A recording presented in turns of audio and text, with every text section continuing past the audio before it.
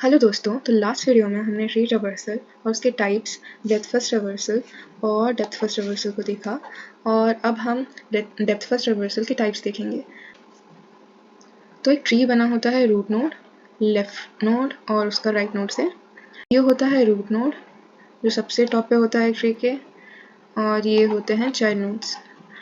और जो left child node है उसको हम लेफ्ट नोड भी बोल सकते हैं, और जो राइट में है उसे हम राइट नोड भी बोल सकते हैं।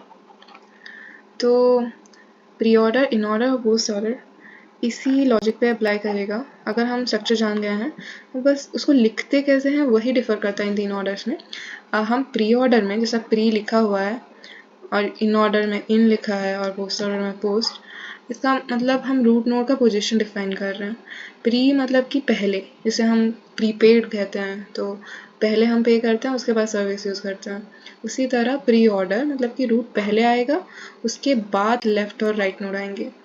मतलब हम जब लिखेंगे और यहाँ कोई वैल्यू हो गया 1 2 3, तो पहले हमारा रूट नोड आएगा, रूट नोड का वैल्यू आएगा, उसके बाद लेफ्ट नोड का वैल्यू आएगा और उसके बाद राइट नोड का वैल्यू आएगा। और जब हम इन ऑर्डर का बात करते हैं तो रूट नोड का वैल्यू बीच में आता है, इट्स लाइक इन बिटवीन। तो हम रूट नोड को लेफ्ट नोड के बाद लिखते हैं। तो हम कैसे लिखेंगे यहाँ 2, उसके बाद रूट नोड, उसके बाद राइट नोड। और जब हम पोस्ट ऑर्डर का बात करते हैं तो हमारा रूट नोड का वैल्यू सबसे लास्ट में आता है।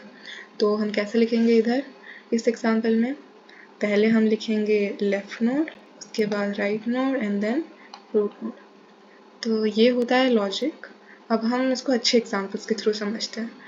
इससे पहले एक कॉन्सेप्ट आप समझ लीजिए। हमेशा पेरेंट नोड और उसके खुद के नोड्स, लेफ्ट और राइट नोड एक साथ होंगे, चाहे उनके ऑर्डर कुछ भी हो, पर वो आएंगे एक साथ ही।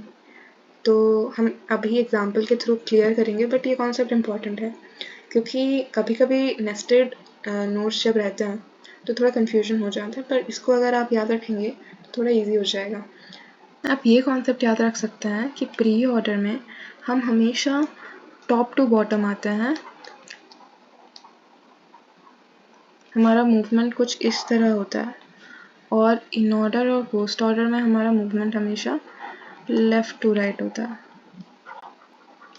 कुछ इस तरह। वो अभी हम देखेंगे तो क्लियर हो जाएगा। तो फॉर एग्जांपल हम पहले प्री ऑर्डर करते हैं इस ट्री का। तो सबसे पहला हमारा कौन सा नोड आएगा, जैसे मैंने बोला कि वो टॉप टू डाउन होता है, तो सबसे पहले रूट नोड आएगा which is 1, then left node आएगा रूट नोड का विच इज़ 2। और जैसे हमने बोला कि हमेशा चाइल्ड और उसके नोड्स एक साथ ही होंगे, तो हमने अगर 2 लिख दिया है तो 4 और 5 उसके बाद आएगा, राइट? क्योंकि 2 का लेफ्ट नोड कौन सा है, 4 है, और राइट नोड 5 है। उसी तरह हमने 1 का लेफ्ट नोड एक्सप्लोर कर लिया। अब हम राइट नोड पे आएंगे विच इज़ 3। तो हमने राइट नोड को लिखा, और राइट नोड रूट है 6 का और 7 का, तो हम पहले उसका लेफ्ट लिखेंगे देन उसका राइट लिखेंगे, राइट, आफ्टर रूट नोड। तो 3, तो 3, 6 and then 7। See one more example. ये एग्जाम्पल थोड़ा हार्ड है क्योंकि हमने इसमें नोड साथ लिए हैं। यहाँ भी हम टॉप टू डाउन आएंगे और सबसे पहले रूट नोड को लेंगे विच इज़ हियर 30। उसके बाद हम रूट नोड के लेफ्ट नोड को लेंगे विच इज़ 20। आप ऐसे सोच सकते हैं कि हमने रूट नोड का लेफ्ट नोड लिया विच इज़ 20, तो फिर हमें उसका राइट नोड लेना चाहिए विच इज़ 40, पर हम ऐसा नहीं ले सकते क्योंकि अब हम जब एक ट्री के नोड में चले गए, अब उसके भी तो नोड्स हैं, और हमने क्या देखा था, हमेशा पेरेंट और उसके नोड्स एक साथ होंगे। तो ये तो बाद में भी आ सकते हैं क्योंकि ये ट्री एक सेम स्ट्रक्चर है, तो ये बाद में भी आएंगे, तो इट्स नॉट ए प्रॉब्लम क्योंकि ये राइट साइड ही है, तो ये बाद में आएंगे।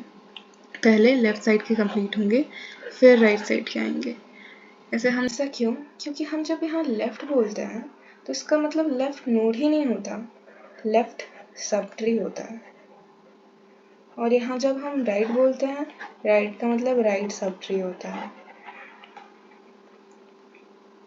तो पहले हम पूरा ये लेफ्ट सब ट्री ट्रैवर्स करेंगे, देन जब वो कंप्लीट हो जाएगा देन हम आएंगे राइट सब ट्री पे। Similar for in order and post order, उसको हम देखते हैं, पर पहले इधर हम इस एग्जांपल के थ्रू समझते हैं कि कैसे सब ट्री आता है। तो सब ट्री ऐसे हमें पता है कि एक ट्री का एक सब स्ट्रक्चर जो खुद एक ट्री है उसे हम सब ट्री बोलते हैं, और क्योंकि ये इसके लेफ्ट साइड है तो इसका लेफ्ट सब ट्री है, एंड सिमिलरली इसके राइट साइड है तो ये राइट सब ट्री है, राइट।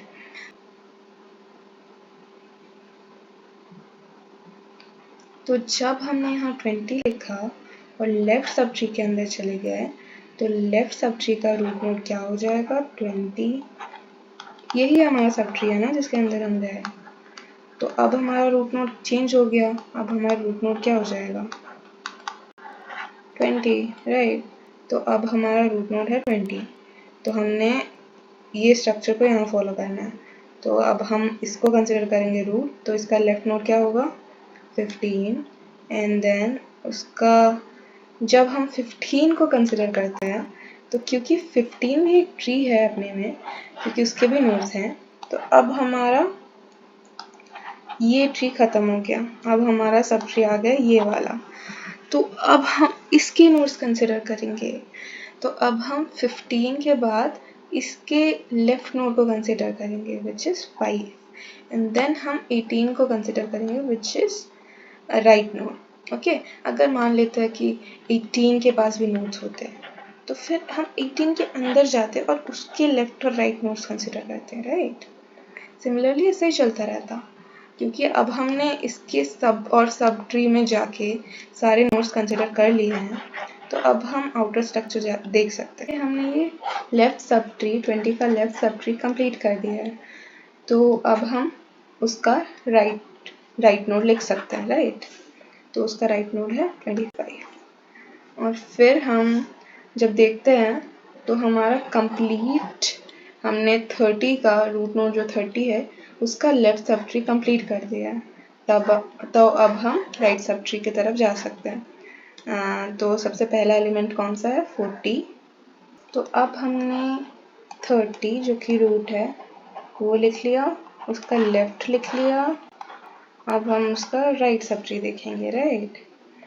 तो हम कहाँ आएंगे 40, और हम देखते हैं 40 का लेफ्ट नोड क्या है 35, तो अब आएगा 35। अगर 35 के भी आगे नोड्स होते हैं तो हम उसके सब ट्री को कंसिडर करके उसको कंसिडर करते हैं, क्योंकि उसके नहीं है तो अब हम उसका डायरेक्टली राइट नोड लिख सकते हैं जो कि है 50, राइट।